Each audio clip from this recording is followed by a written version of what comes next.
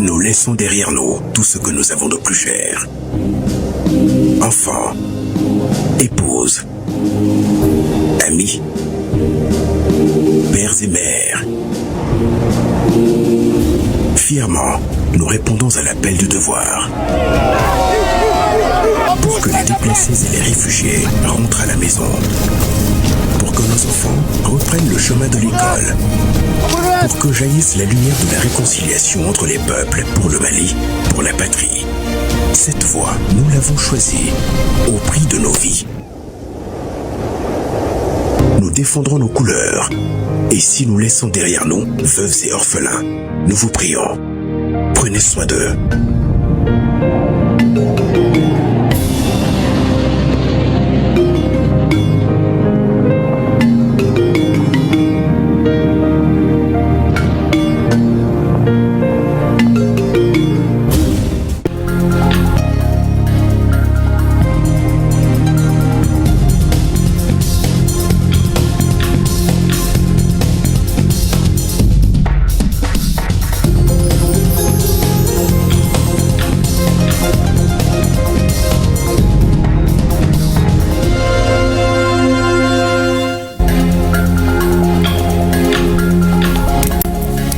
Bamako propre, Bamako réaménagé à souhait selon les attentes de ces populations. La délégation spéciale du district de Bamako présente au chef du gouvernement 6 projets dont celui de mobilité verte de Bamako. Le président Bala Traoré s'est même félicité pour les efforts fournis sur les plans de l'assainissement et de la gouvernance. 2 membres du gouvernement à l'usine malienne des produits pharmaceutiques. Objectif, constater l'état d'évolution du processus de relance déjà enclenché, un processus qui va permettre de renforcer l'approvisionnement du marché en médicaments essentiels. Coup de filet de la brigade des stupéfiants dans une opération mixte avec les forces armées de défense et de sécurité. Elle a saisi une importante quantité de drogue, de produits stupéfiants et des faux billets ainsi que des produits pharmaceutiques d'une valeur de 2,5 tonnes de produits pharmaceutiques. Bien sûr, nous ne nous quitterons pas sans parler du brusque départ de notre réalisateur malien Souleymane Cissé. Le double détenteur de l'étalon du Yénéga a définitivement quitté la scène hier mercredi 19 février. L'homme a supporté haut le cinéma malien, voire africain. Son parcours, ses défis et exploits racontés par ceux qui l'ont côtoyé, ça sera dans ce journal. Bonsoir à tous. Merci de nous rejoindre. Bienvenue dans ce 20h. Le nouvel ambassadeur du Mali auprès de la République algérienne démocratique et populaire, reçu par le chef de l'État, le général de brigade Mohamed Amaga Dolo sur le départ, est venu prendre les conseils et orientations du président de la transition afin de mener à bien ses missions auprès d'un pays avec lequel notre pays entretient des liens solides de coopération. Le nouvel ambassadeur du Mali auprès de l'Algérie s'est confié à Ousseynou Touré à sa sortie d'audience.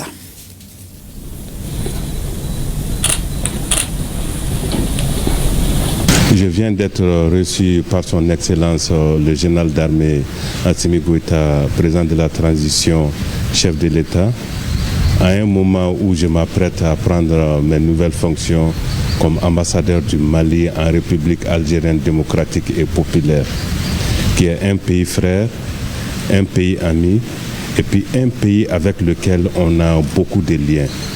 Des liens géographiques, des liens historiques, des liens séculaires et des liens économiques. Je sors très réconforté de l'audience avec des orientations du président de la transition dans le cadre de la relance et du renforcement des relations de coopération avec le Mali et l'Algérie, tout en respectant les 3 principes constitutionnels qui guident désormais l'action publique au Mali, qui, avec les orientations que je viens de recevoir de la part de son Excellence, le général d'armée Assimi Goïta, président de la transition, chef de l'État, me permettront de bien conduire ma mission en tant qu'ambassadeur du Mali plénipotentiaire et extraordinaire en Algérie. Le Premier ministre reçoit une délégation du Fonds monétaire international FMI en visite au Mali. Au centre des échanges, les relations entre notre pays et le FMI. Mamari Kone, Aliou Touré, reportage. À quelques heures de la fin de sa mission au Mali, la délégation du Fonds monétaire international, le FMI, est venue faire le point de la mission au Premier ministre et prendre ses orientations et instructions. Elle a profité de cette occasion pour saluer les efforts consentis par le gouvernement du Mali. Le Mali a d'excellentes relations avec le Fonds qui datent depuis plusieurs décennies. Le Fonds continue à soutenir le Mali à travers d'abord le renforcement des capacités et l'assistance technique, à travers le Conseil. On fait des émissions annuelles qui évaluent la situation macroéconomique et donnent du conseil aux autorités dans le cadre de consultation au titre de l'article 4. Aussi, le Fonds essaye aussi de renforcer les capacités et aussi accorder du financement. Nous venons d'avoir des échanges avec Monsieur le Premier ministre sur le cadre de la coopération entre le Fonds monétaire international et le Mali. Le Mali, je vous rappelle, c'est un pays membre à part entière de notre institution. Donc, il nous est apparu très important de renouer ces relations professionnelles et aussi pour discuter des problèmes économiques auxquels le Mali s'affronte. Il était important au début de notre mission que nous puissions venir rencontrer les autorités maliennes pour recueillir leurs orientations, leurs instructions et leurs conseils afin de mieux faire porter la voix du Mali au sein du conseil d'administration du Fonds monétaire. Et donc nous sommes venus remercier le Premier ministre et au-delà du Premier ministre, remercier le Président de la République pour la confiance accordée à notre modeste personne. Nous sommes venus également indiquer que nous sommes très honorés de pouvoir porter et défendre la voix du Mali au sein du conseil d'administration. Je veux indiquer également que nous sommes très fiers du Mali parce que les performances économiques sont très bonnes. Le Mali est un pays résilient et les statistiques sont là pour affirmer. Et donc c'est avec beaucoup d'honneur et beaucoup de responsabilités que nous allons poursuivre le travail que nous avons commencé en relation très étroite avec le ministre de l'économie et des finances. Le Mali et le Fonds monétaire international entretiennent de bonnes relations. Les différentes rencontres à Bamako devraient permettre aux deux parties de parvenir à des accords. Depuis 2020, nous avons constaté un certain ralentissement dans nos activités financières avec le Fonds, compte tenu de beaucoup de facteurs politiques, géopolitiques, etc. En tout cas, le Mali a maintenu des relations avec le Fonds et travaille pour revenir avec le Fonds avec des activités plus importantes. Entre-temps, le FMI fait régulièrement des missions au Mali. On a eu plusieurs missions. Il y a une mission actuellement, une mission s'est déroulée en décembre, une autre en juin 2024. Nous-mêmes, nous avons été au FMI en avril-mai 2024.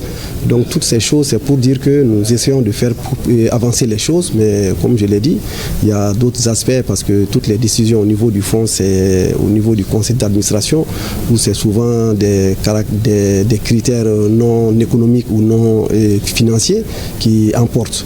Vous regardez le déficit budgétaire, nous avons un déficit qui a fortement baissé en 2024, c'est un taux de moins 2,6 alors qu'il était attendu un taux de moins 4,4. Le déficit est un facteur extrêmement important qui montre l'écart que nous creusons pour pouvoir réaliser les activités budgétaires que nous menons. Donc avoir un taux de croissance qui s'améliore d'année en année et un taux de déficit budgétaire qui était en 2020 de 5,9 qui a régulièrement baissé jusqu'à 2,6, c'est vraiment des performances. Le taux d'inflation qui est maîtrisé au-dessous des normes actuelles. On a une balance des paiements pour la première fois depuis une longue période qui est créditrice aujourd'hui grâce aux efforts que nous avons engagés dans le secteur des mines. Donc toutes ces performances ont été exposées et il va sans dire que le fonds est un partenaire qui sait également que le Mali connaît beaucoup de crises. Lors de l'audience, le Premier ministre a adressé la situation du pays avant d'exprimer sa satisfaction. Il a aussi demandé de prendre en compte les 3 principes qui guident désormais l'action publique au Mali. Le général de division Abdoulaye Maïga a enfin évoqué la lutte commune que mène la Confédération des États du Sahel pour satisfaire les populations. Bamako propre, Bamako réaménagé à souhait selon les attentes de ses populations. La délégation spéciale du district de Bamako présente au chef du gouvernement 6 projets dont celui de mobilité verte de Bamako. Le président Bala Traoré et ses membres félicités pour les efforts fournis sur les plans de l'assainissement et de la gouvernance par le Premier ministre, le général de division Abdoulaye Maïga, qui a reçu ce matin la délégation. Retrouvons Mamari Kone et Aliou Touri. L'assainissement et l'embellissement de la ville de Bamako ainsi que l'amélioration de la gouvernance sont les 2 volets de la feuille de route assignée à la délégation spéciale du district de Bamako. C'est dans le cadre de la mise en œuvre du premier volet que la délégation a initié 6 projets en vue de donner un nouveau visage à notre capitale. À travers cette audience, il s'agit de présenter ces différents projets au Premier ministre, ministre de l'administration territoriale et de la décentralisation. Nous avons identifié 6 grands projets structurants. Nous avons travaillé là-dessus, nous avons dégagé des stratégies, mais nous avons pensé qu'il faut forcément qu'on soumette à la hiérarchie parce que nous avons un devoir de redevabilité. Le problème de déplacement dans la capitale est un vrai problème. Alors il s'agit d'un train électrique qui va aller de Niamana en passant par le 2e pont, en passant par CICB jusqu'à Raïda. Ça va beaucoup résoudre le problème de mobilité. Ce sera des trains qu'on appelle trains intelligents qui ont une autonomie de 500 km, qui seront des batteries rechargeables et il y aura plusieurs trains. Ensuite, il y a le problème de l'éclairage. Les 3 ponts du moins seront éclairés, surtout en bas des ponts. Ça a un impact sur la sécurité. Nous avons le projet du marché rose. Le marché rose a été incendié il y a quelques années. Le projet existait, mais il fallait finalement trouver une solution. Nous avons eu malheureusement un incendie aussi au niveau de Dabanani.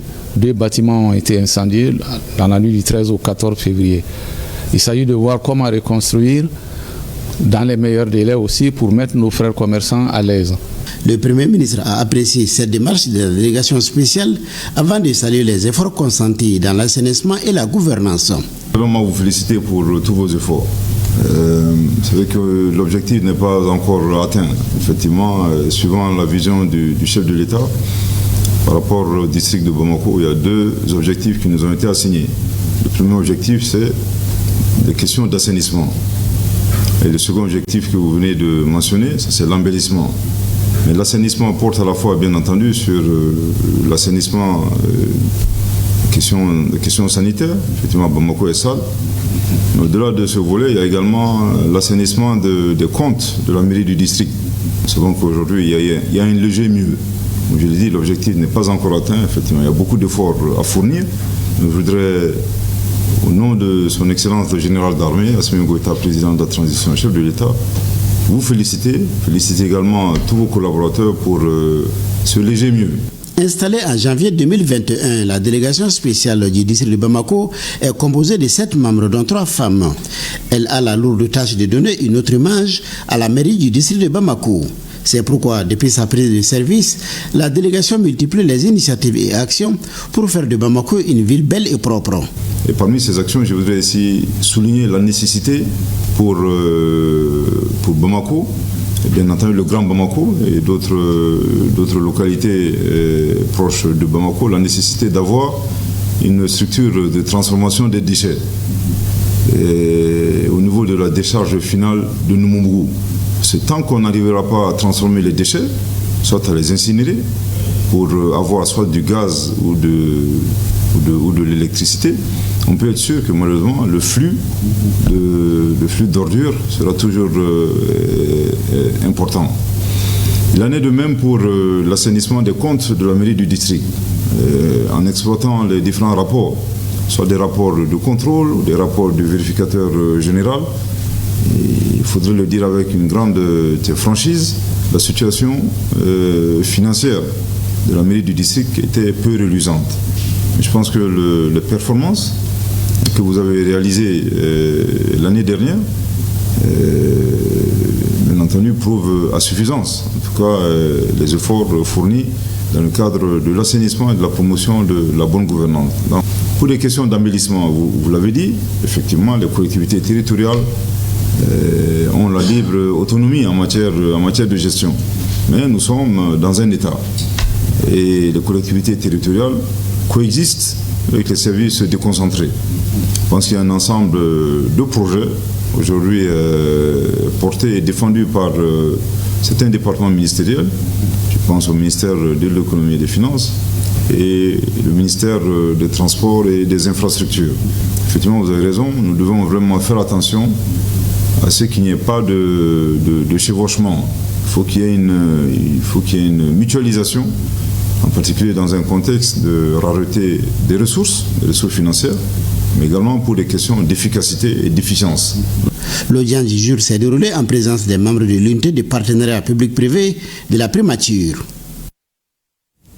Poursuivons avec cette séance de travail cet après-midi au ministère des Affaires étrangères et de la coopération internationale entre le ministre Abdoulaye Diop et le représentant spécial des Nations Unies pour l'Afrique de l'Ouest et le Sahel. Cette rencontre a noté la présence du ministre de la Réconciliation nationale, le général de corps d'armée Ismaël Ouagé. Avant cette rencontre d'échange, le ministre des Affaires étrangères Abdoulaye Diop avait eu un tête-à-tête avec le représentant spécial de l'ONU que je vous invite à suivre.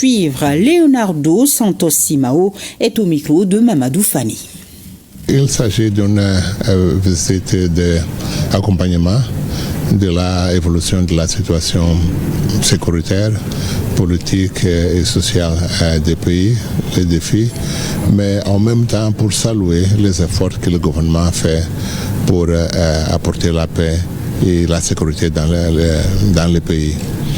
C'est un défi énorme, mais on a constaté qu'il y a un progrès qui s'enregistre dans tous les pays. Et les Nations Unies sont là pour pas seulement encourager la continuation de ces efforts, mais aussi d'apporter des soutiens, davantage mobiliser la communauté internationale pour soutenir ces efforts, surtout au plan humanitaire. Mais nous avons aussi appris les efforts pour un développement de long terme du pays à travers l'élaboration des plans de développement de long terme. Donc, et avec un travail des besoins immédiats d'un côté, mais aussi avec une vision de long terme. Nous saluons tous ces efforts. Et même au niveau des régions, tous les efforts qu'il y a au niveau des gouverneurs, au niveau des préfectures, tous les efforts qui sont amenés pour amener la paix et la stabilité dans le pays. Et notre mission, c'est d'apporter les données du pays, les informations sur le pays à la communauté internationale, à commencer pour le Conseil de sécurité des Nations Unies, mais toujours en les mobilisant pour le soutien au pays et donner les informations nécessaires pour que le pays reçoive le soutien nécessaire. Donc nous avons aussi les collègues qui sont sur le terrain, qui représentent les agences, les fonds et les programmes des Nations Unies, qui font des programmes concrets. Mais il faut aussi mobiliser cette communauté internationale pour appuyer le travail que ces fonds et agences font au Mali. Solidarité, le gouverneur de la région de Nioro fait parler son cœur. Il vient de remettre une importante quantité de riz aux veuves de militaires tombés pour le Mali. Moussa Diakité pour les détails. Si une couche sociale mérite respect, soutien et assistance au Mali, c'est bien les épouses des militaires tombés sur le champ de l'honneur en défendant les pays. C'est pourquoi le gouverneur de la région de Nioro, le général de brigade Ali Anadji, vient de faire parler son cœur en remettant une quantité importante de riz à ces femmes veuves dans le souci de leur apporter sa solidarité et son soutien en cette période proche du mois de Carême. Cette action réalisée dans le cadre de l'opération Sungalo Solidarité 2025 traduit la vision et l'engagement constant de son Excellence, le général d'armée Assimi Goïta, qui place la solidarité et le bien-être des populations vulnérables au cœur des priorités nationales. Cette remise de vivres qui vise à vous permettre de traverser le mois sacré de Ramadan avec plus de sérénité en est une parfaite illustration. Les bénéficiaires n'ont pas caché leur joie. Ces gestes vont nous aider à passer un bon Ramadan. Ça nous montre aussi à quel point les autorités de ces pays pensent à nous aussi. Que Dieu les garde des ennemis visibles et invisibles. Je remercie les autorités administratives pour ces dons symboliques. Ceci montre à combien de fois nos autorités nous soutiennent en cette veille du mois de Ramadan, apporter leur soutien modeste à la souffrance des veuves. Ce n'est pas une première et j'en suis convaincu que les autres là vont emboîter les pas pour une fois encore plus assouvir les souffrances de nos épouses.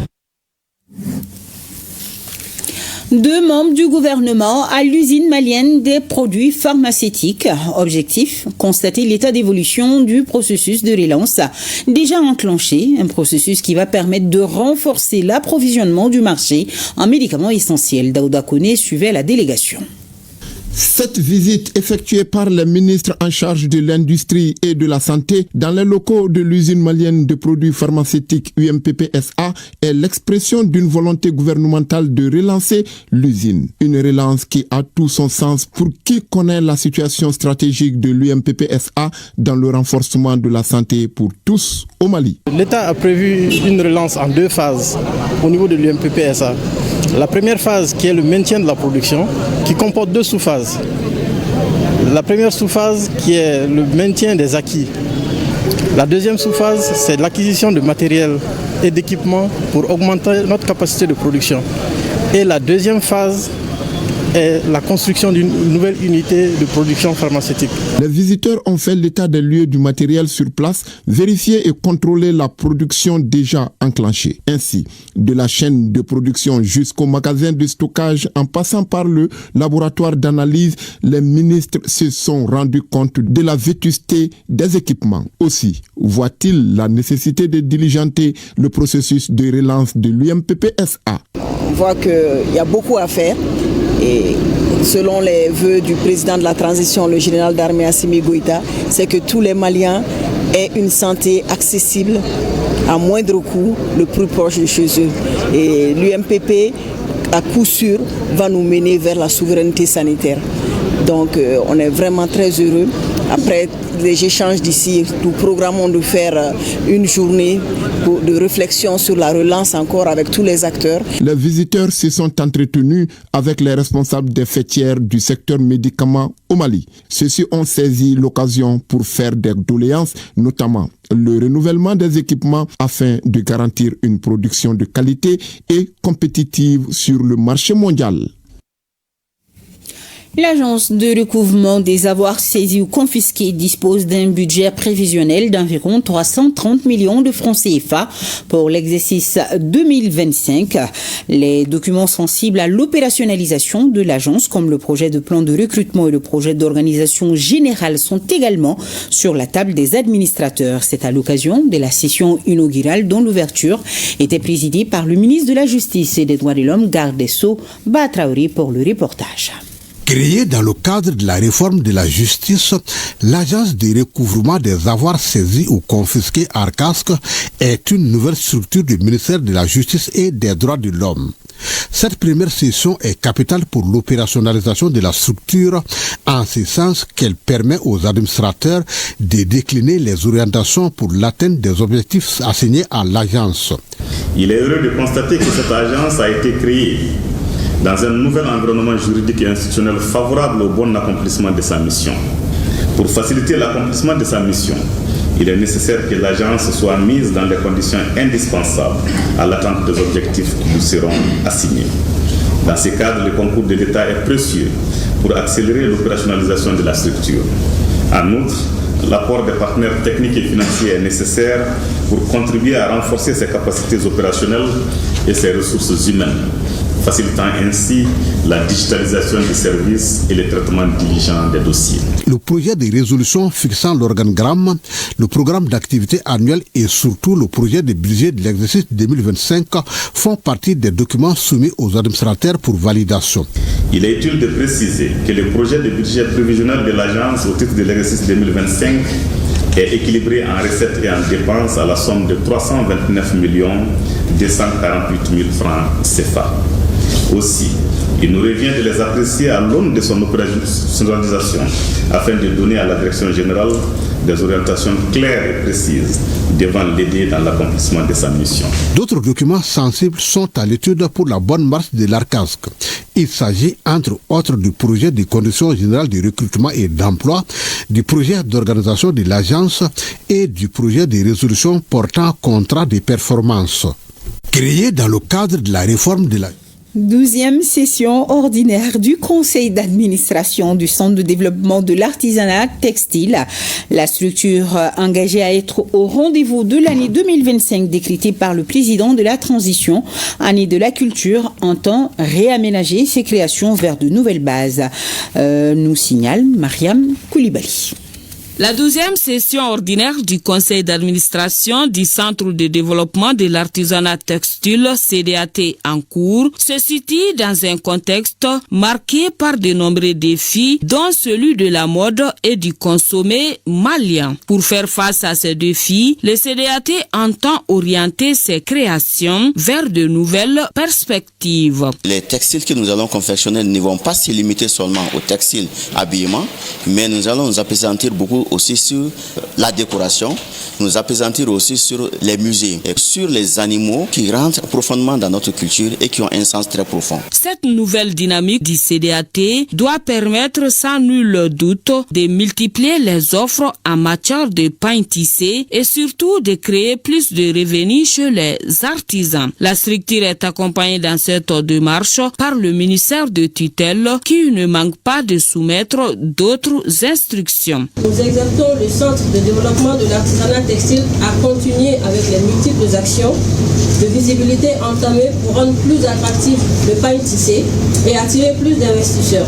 L'amélioration d'une production de qualité pour plus de compétitivité au service du consommateur doit être un cheval de bataille pour le CDAT et les artisans à la faveur de l'année 2025 décrétée par le président de la transition, chef de l'État, l'année de la culture. La présente session verra ainsi l'examen du procès verbal, des rapports d'activité et du budget 2024, ainsi que le programme d'activité et le projet de budget pour 2025, estimé à environ 489 millions de francs CFA.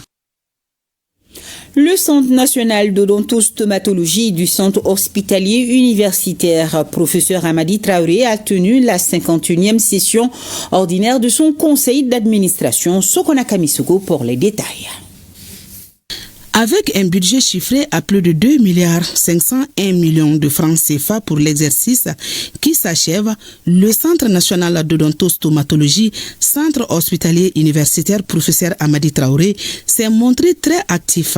En témoigne l'exécution du programme d'activité exécuté à hauteur de plus de 101%. Malgré la réduction de subventions de l'État sur notre budget, nous avons pu réaliser 106% d'augmentation de nos ressources propres.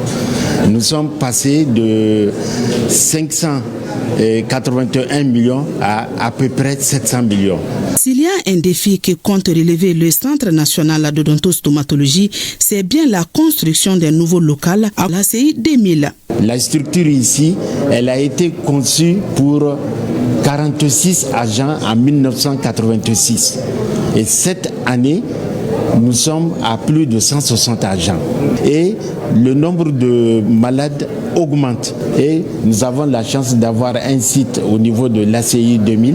Donc c'est un cri de cœur que je lance au nom de tout le personnel pour que cette année soit une année à laquelle nous allons faire les premières démarches de construction de notre nouveau siège. L'amélioration du niveau de performance actuel relative à l'offre et à la qualité des soins fournis par le CHU peut être obtenue à travers une orientation efficiente de sa gestion et de son management dont vous avez à charge. En conséquence, je vous invite tous, conformément à vos attributions d'administrateurs de cette structure, d'examiner avec la plus grande attention l'ensemble des documents soumis à votre appréciation au cours de la présente session. Pour l'année 2025, le budget du Centre national d'odontostomatologie, centre hospitalier universitaire, a connu une réduction. Il se chiffre à 2,231 milliards de francs CFA. Un budget soumis à l'approbation des administrateurs au cours de cette 51e session du conseil d'administration. Ce soir, je vous propose d'écouter des citoyens de la Cité des Rails suite aux nouvelles mesures prises par le gouvernement concernant plusieurs secteurs, notamment la téléphonie. Ces citoyens approchés par Kaba Diarra et Lassana Keïta se disent favorables à cette décision prise par le gouvernement. On les écoute.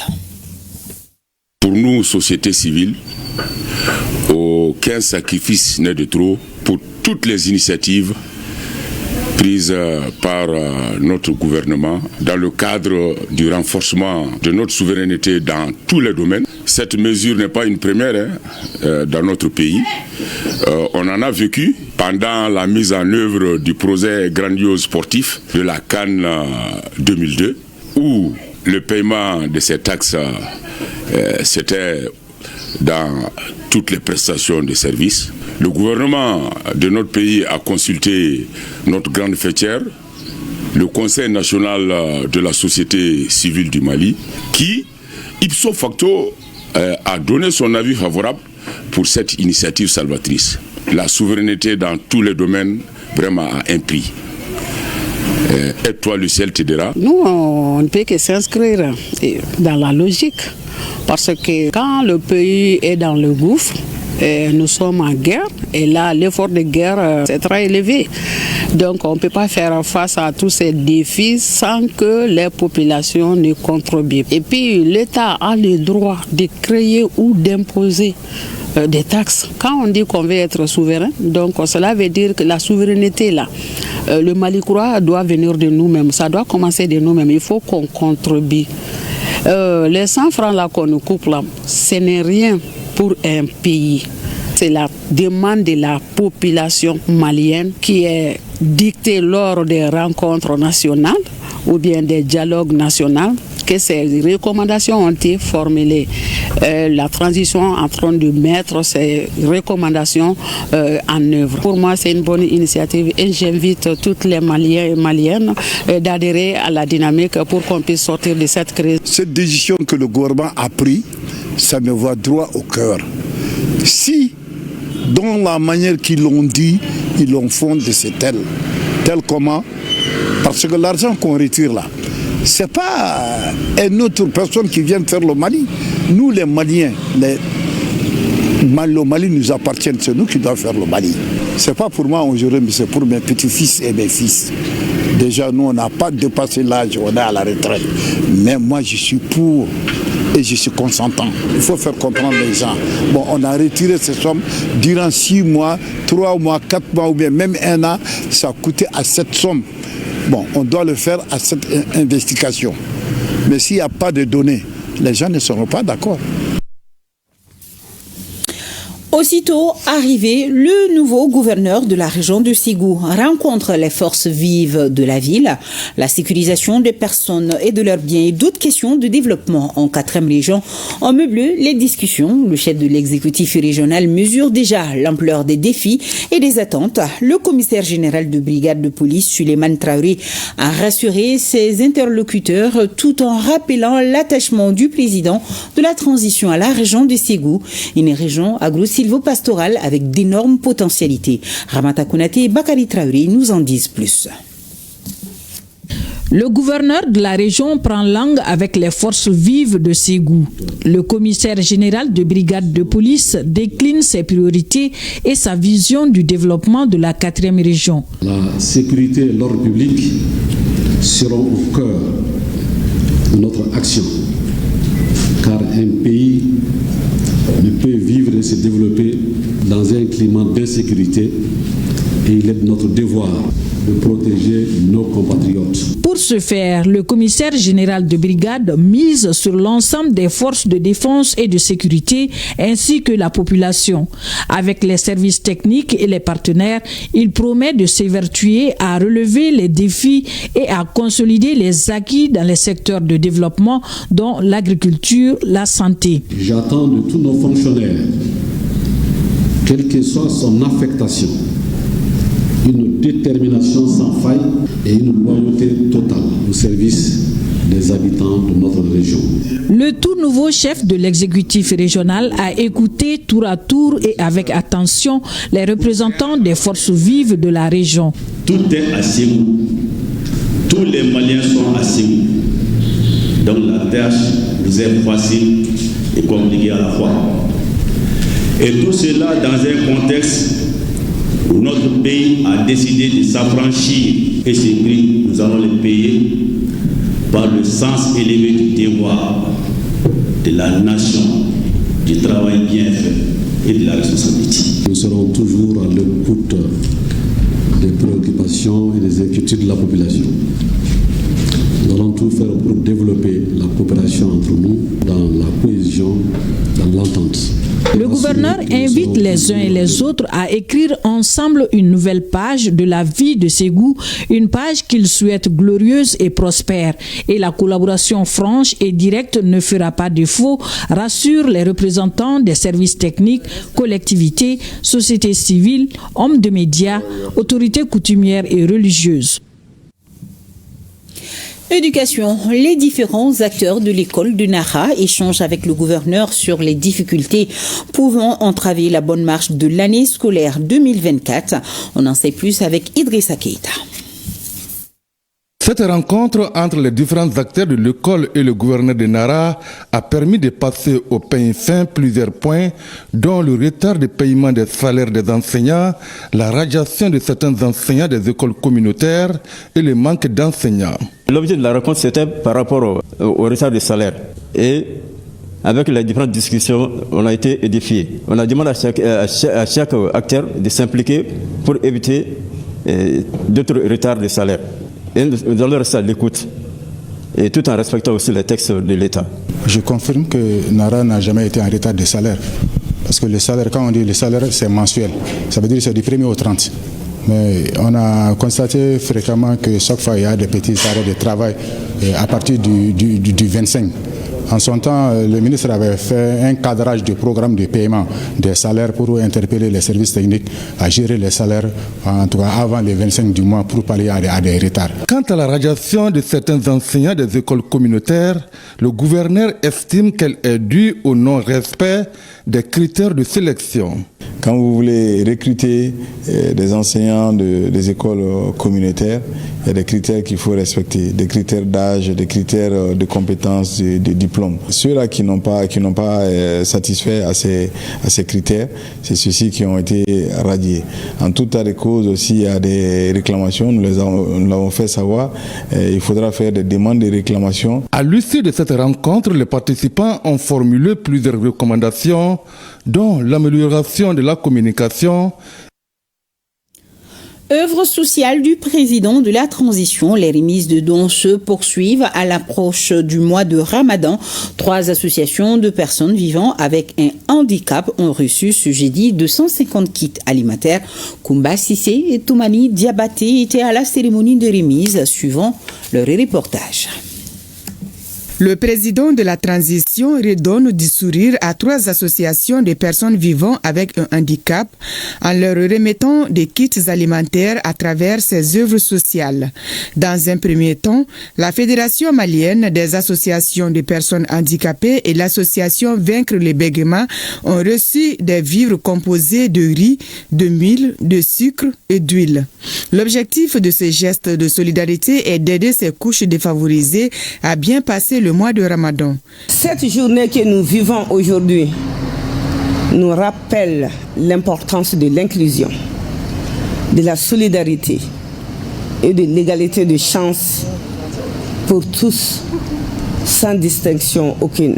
En réponse à notre doléance, le président de la transition Son Excellence, le général d'armée Assimi Goïta, a décidé d'offrir à l'association Vaincre le bégaiement 50 kits alimentaires. Une première du genre depuis sa création il y a 20 ans. L'Union des aveugles du Mali est la 3e organisation bénéficiaire des œuvres sociales du président de la transition. Ici, un accueil chaleureux a été réservé à la délégation qui lui a remis 100 kits alimentaires. L'UMA vous restera reconnaissante à jamais pour non seulement l'ensemble des efforts que vous faites à l'endroit de toutes les personnes handicapées, mais spécifiquement à l'endroit de l'Union malienne des aveugles. On sait que le mois de Ramadan, c'est un mois de repentance, de demande de bénédiction. Le président de la transition veut appeler les Maliens à la solidarité pour qu'on soit solidaire surtout envers les personnes démunies. C'est dans ce cadre-là que nous sommes dans cette vaste opération de remise de kits sur toute l'étendue du territoire. Les œuvres sociales vont continuer jusqu'au mois de Ramadan sur toute l'étendue du territoire pour apporter des kits alimentaires aux populations les plus vulnérables. À l'UMAV, la délégation a visité la classe de 4e année pour s'imprégner des conditions d'apprentissage de ses élèves. Ils savent désormais comment ces enfants non-voyants apprennent à lire et à écrire.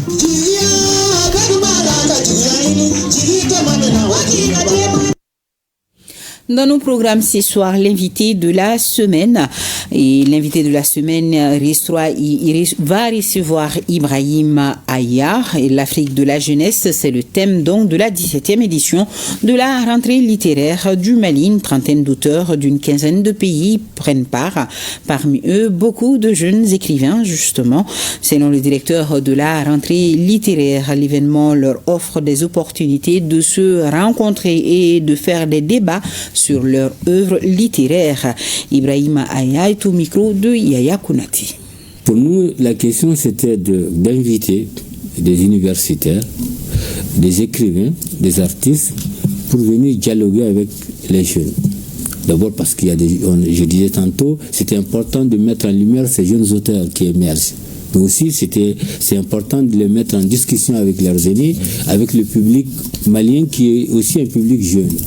Donc, tout ça, c'est quoi l'objectif? C'est que comment partager nos imaginaires et comment partager nos pratiques au bénéfice d'une jeunesse porteuse d'espérance, porteuse de créativité et porteuse d'ouverture. C'est ça l'intérêt du choix de ce thème pour cette année 2025. Et il est dit quelque part dans votre littérature que la rentrée littéraire de cette année ne se contente pas d'interroger l'Afrique des jeunes, qu'elle va bien plus loin en leur offrant une tribune pour écrire leur propre histoire. Absolument. Je pense que c'est déjà ça, vous voyez. Je pense que c'est intéressant de voir plein de jeunes auteurs faire tout ce qui est possible pour que leurs livres paraissent et qu'ils puissent aussi profiter de l'espace qu'est la rentrée littéraire pour débattre, pour rencontrer des jeunes. Aujourd'hui, voilà, ils sont, depuis hier, ils sont dans les universités, ils sont dans les écoles, dans les lycées, dans les centres culturels, en train de discuter, en train de débattre et en train aussi de chercher à comprendre c'est quoi le regard des aînés sur eux.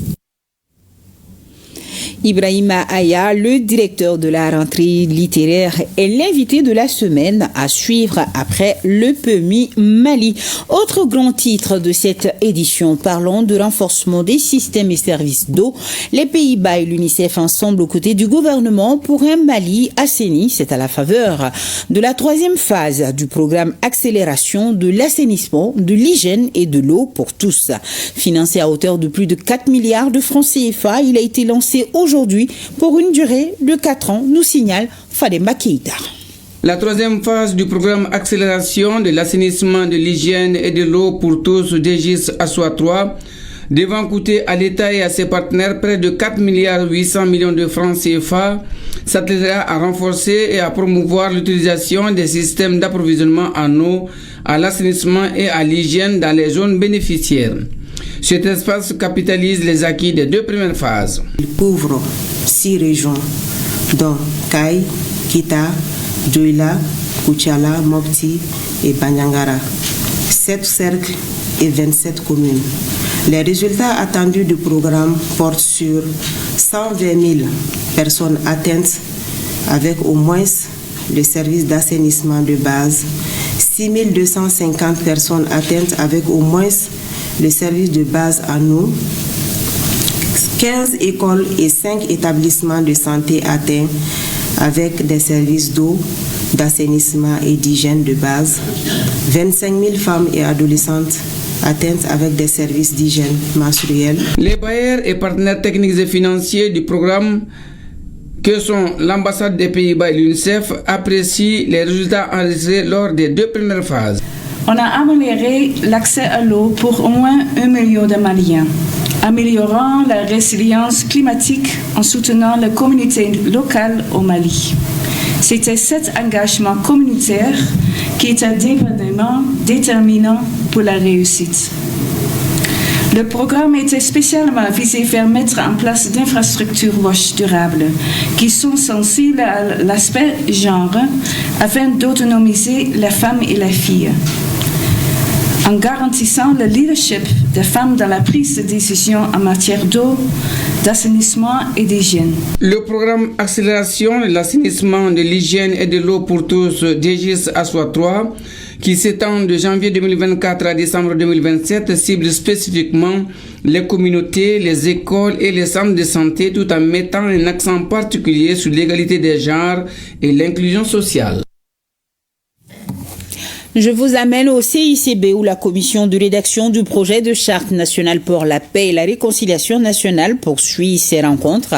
Les femmes et les jeunes ont répondu présents ce jeudi matin à l'invitation du président Ousmane Issoufi Maïga. Ce dernier demande leur contribution dans l'élaboration du projet de charte en tant qu'acteur clé. Barakissa Ouattara et Abdul Salam Bambara pour le compte rendu. Une jeunesse plus inclusive dans le processus de paix au Mali. C'est l'une des recommandations des organisations de jeunes après avoir pris connaissance de l'avant-projet de la Charte pour la paix et la réconciliation nationale. Nous avons jugé nécessaire de leur faire part qu'il y ait encore plus d'articles qui va spécifier l'implication de la jeunesse. Parce que c'est un document de référence qui va permettre à d'autres organisations et à la société civile de pouvoir bien travailler. Autre acteur clé de la paix, les femmes. Elles n'ont pas hésité à souligner des insuffisances tout en apportant leur contribution au document.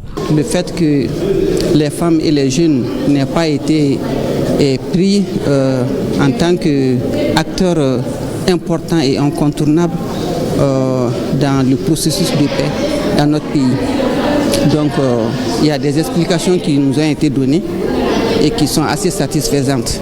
La commission de rédaction du projet de la Charte pour la paix et la réconciliation nationale dit prendre compte des recommandations des 2 couches. La mission qui nous a été confiée, c'est d'élaborer un avant-projet suite à tout ce qui a été dit pendant le dialogue direct intermalien.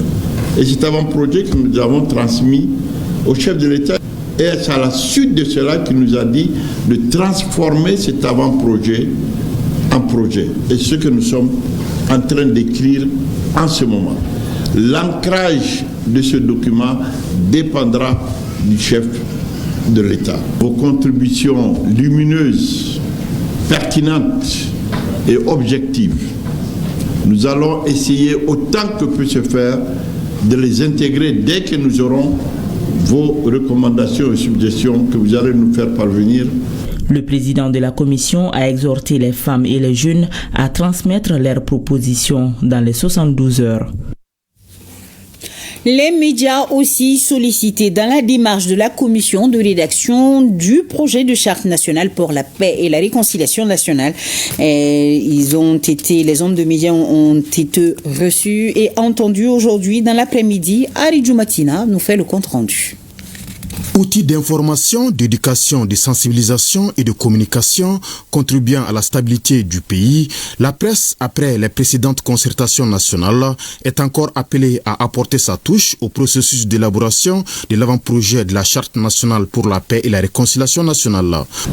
Nous sommes conscients du rôle que chacune de vos organisations de presse joue dans notre société.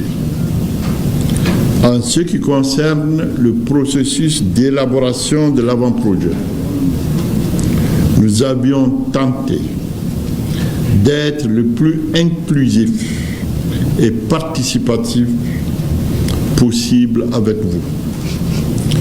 Nous aurons à cœur de recevoir vos nouvelles propositions, contributions, suggestions et observations sous 72 heures. Mesdames, Messieurs, pour notre part, à la commission de rédaction du projet de la Charte nationale pour la paix et la réconciliation nationale, nous ne doutons pas un seul instant qu'avec les grandes qualités des femmes et des hommes en votre sein, vous saurez apporter une plus-value dans ce vaste chantier pour recoudre le tissu social. Le cadre de concertation a été l'occasion pour les représentants des fêtières de la presse de s'exprimer librement en évoquant plusieurs préoccupations des médias qui, selon eux, ne contribuent pas pleinement à l'atteinte des objectifs. Conscient de l'importance de la presse dans la réussite du processus, le président de la commission de rédaction du projet de la charte a tenu à clarifier l'objectif de la rencontre qui ne vise que la concertation de l'ensemble des forces vives de la nation pour l'élaboration du document. Venir devant nous n'avons pas cette possibilité de dissoudre la HAC parce que ça ne fait pas partie de nos mandats. Toutefois, puisqu'au cours de ces échanges, vous le posez, nous le notons et nous le faisons parvenir à qui de droit. Mais ne le demandez pas de l'inscrire dans la charte. Ça ne fait pas partie des missions à nous confier. Tout comme l'aide à la presse. Le fait de rencontrer la presse pour nous est déjà un début de réconciliation. Vous savez, depuis l'avènement de la transition, nous avions comme le sentiment d'être relégués au second plan, remplacés par d'autres pour donner l'information. Maintenant qu'on comprend qu'on a un rôle, qu'on nous consulte, qu'on nous concerte et qu'on nous demande de donner notre avis par rapport à la rédaction de la charte, on a trouvé la démarche salvatrice. Au niveau de la maison de la presse, on s'est donné rendez-vous pour rapidement rédiger des propositions. Les échanges de la commission de rédaction avec la presse se sont déroulés sans langue de bois, un exercice salué par le président de la commission de rédaction du projet de la charte.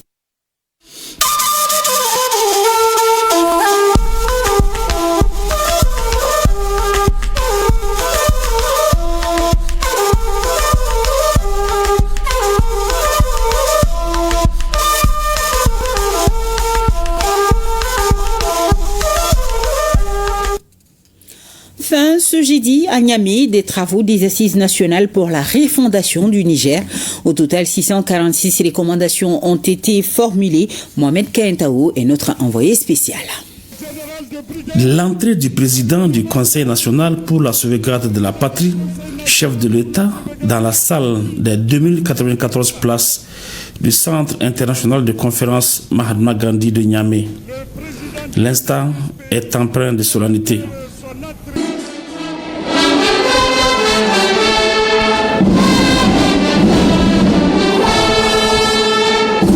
En accédant à la salle, le général de brigade, dont le peuple nigérien recommande d'élever au grade de général d'armée, savait déjà que dans 3 semaines, il aura sur sa table 646 recommandations issues des assises nationales pour la refondation du Niger.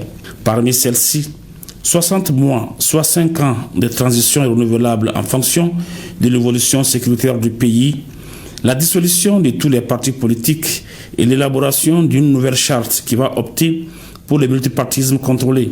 L'objectif est de créer les conditions d'une refondation du système politique, économique, social et culturel du Niger. Cela afin de jeter les bases d'un Niger de paix, de progrès et de sécurité. Bref, un Niger nouveau. Parmi les objectifs fixés à nos travaux figure en bonne place la détermination de la durée de la transition, la proposition d'un avant-projet de charte de la transition et la formulation de recommandations concrètes en lien avec les 5 thématiques, à savoir thématique numéro 1, paix, sécurité, réconciliation nationale et cohésion sociale, thématique numéro 2, refondation politique et institutionnelle. Thématique numéro 3, économie et développement durable. Thématique numéro 4, géopolitique et environnement international. Thématique numéro 5, justice et droits de l'homme. L'effort des autres pays de l'AES dans la gestion de la crise nigérienne a été rappelé dans la salle. Le ministre malien chargé de la refondation de l'État, porte-parole des pays invités, remercie les autorités nigériennes d'avoir impliqué la Confédération AES aux assises. Le Mali s'honore de participer à ce rendez-vous de l'histoire à une période charnière de la vie de nos 3 États du Sahel, marquée par un contexte singulier. Excellences, Monsieur le Président du Conseil national pour la sauvegarde de la patrie, chef de l'État de la République du Niger, en créant les conditions de rencontres fondées sur l'inclusivité et la participation responsable des citoyens, vous avez permis au peuple du Niger de s'exprimer dans sa diversité et de faire un diagnostic sans complaisance des questions qui sont à l'origine des maux que la société connaît. Une telle initiative est si vitale qu'elle découle de nos traditions, dont l'une des exigences est la participation de tous les citoyens à l'orientation et à la prise de décisions importantes qui engagent la vie de la nation entière. Le général Abdourahmane Tiani voit en ces assises une revue de tous les sujets d'intérêt nationaux, occasion de saluer tous les dignitaires de son pays. C'est donc le lieu d'inviter, une fois de plus, tous les Nigériens, en particulier, qui pour une raison quelconque n'ont pas pu apporter leur contribution à cette grande œuvre nationale durant les assises qui s'achèvent aujourd'hui, de ne pas hésiter à le faire dans les semaines à venir. Leurs contributions individuelles ou collectives seront toujours bienvenues. Je jouerai la mienne sans aucune faiblesse et avec dévouement vis-à-vis de mon pays. Puisse Allah, le clément, le miséricordieux, nous assister notre pays et notre confédération pour tenir tous nos engagements et atteindre nos objectifs de paix, de sécurité, de développement pour tous les Nigériens et nos concitoyens de l'AES dans leur ensemble. Sous le son rythmique de la fanfare nationale, le président Tiani et sa suite saluent les officiels avant de prendre congé de l'assistance. Chef de l'État de la République. Cérémonie de prise de commandement au camp Thomas Sankara à Pau. Le chef de bataillon Patrick Bado prend les rênes du Centre national d'entraînement commando. Wendiam Achille Kabouré nous en parle. Camp Thomas Sankara, c'est dans cette emprise militaire que se trouve le Centre national d'entraînement commando, SENEC. Créé en 1975 et dissous à plusieurs reprises, tel un sphinx, ce centre renaît toujours de ses cendres. Nommé le 5 janvier 2024, c'est lui qui préside désormais à la destinée du SENEC, qui a pour rôle d'assurer l'entraînement, la qualification et l'aguerrissement aux techniques commando des personnels militaires et paramilitaires du Burkina Faso et des pays amis. Dès sa prise de commandement, il a un mot à l'adresse de sa troupe. Notre cher patrie vit des moments difficiles. Ces moments difficiles sont une opportunité pour nous d'affirmer notre valeur dans la préparation opérationnelle des autres entités qui passent ici sans répit et surtout de montrer que nous sommes prêts pour notre patrie, le Burkina Faso. Celui qui l'installe dans ses fonctions n'en demande pas plus. Ce centre qui a rang des régions militaires participe activement aux opérations de sécurisation sur l'ensemble du territoire national. Et le chef d'état-major de l'armée de terre, qui mise sur la cohésion, veut que l'élan amorcé ne s'estompe pas afin de contribuer à réduire le terrorisme à sa simple expression. Nous souhaitons que l'équipe puisse poursuivre la dynamique de situation de son centre et continuer aussi à appuyer dans la conduite des opérations de sécurisation du territoire national. La vocation du centre, c'est évidemment la formation des troupes militaires et paramilitaires et qui aussi puissent continuer à soutenir l'agrissement, la mise en condition opérationnelle des unités avant non les déploiements. Ce message, le nouveau commandant du SENEC l'a compris et rassure. Nous continuerons à servir notre beau drapeau sur des terrains difficiles, souvent impossibles aux autres unités, sans égard pour le nombre et la détermination d'un ennemi aux abois, avec audace, discipline, honneur et la certitude d'une nation qui nous aime. Ce natif de Berigadougou dans la Comoé a occupé entre autres les postes de commandant d'unité au régiment de sécurité présidentielle, RSP, officier adjoint à la MINUSMA, commandant de qualification des sous-officiers et commandant le commandement des opérations spéciales par intérim. Le chef de bataillon, Patrick Anissé Bado, est titulaire d'une licence en diplomatie et relations publiques internationales.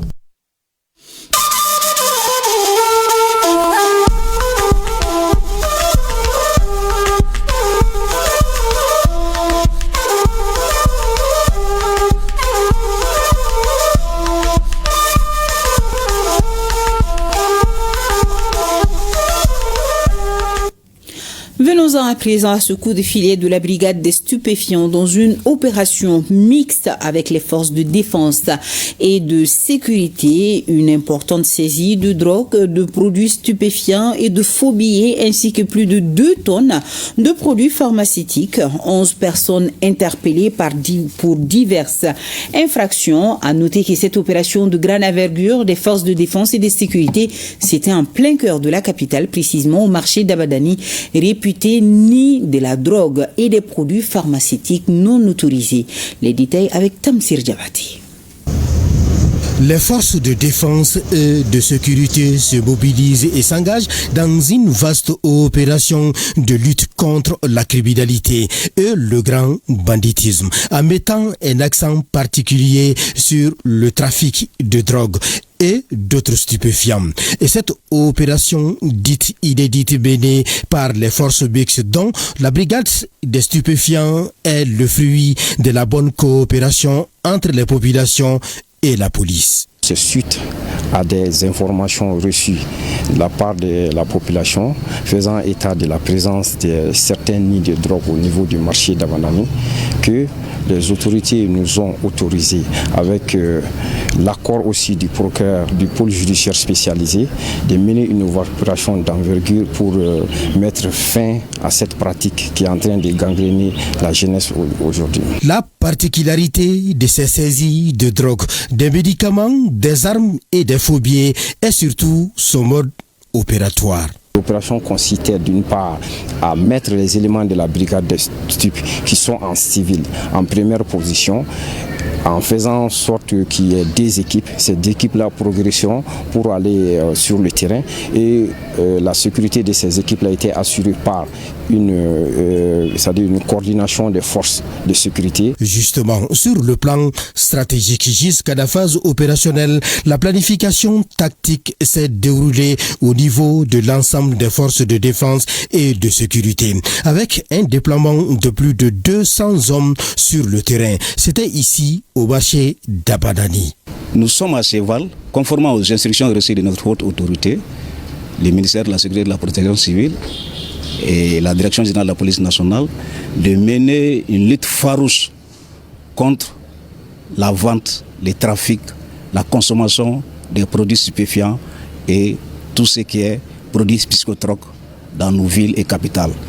Nous, en l'occurrence à Bamako. Et à l'issue de cette opération de grande envergure qui aura duré 6 heures de temps, d'importantes quantités de drogue, de faux billets d'une valeur de plus de 2 millions de francs CFA, un lot important de produits pharmaceutiques, des machines à coudre et 21 engins à 2 roues ont été saisies. Ce n'est pas tout. 11 personnes ont été interpellées, dont le plus âgé à 66 ans. Et en attendant qu'ils soient devant le procureur anti-criminalité, ils sont sous les verrous.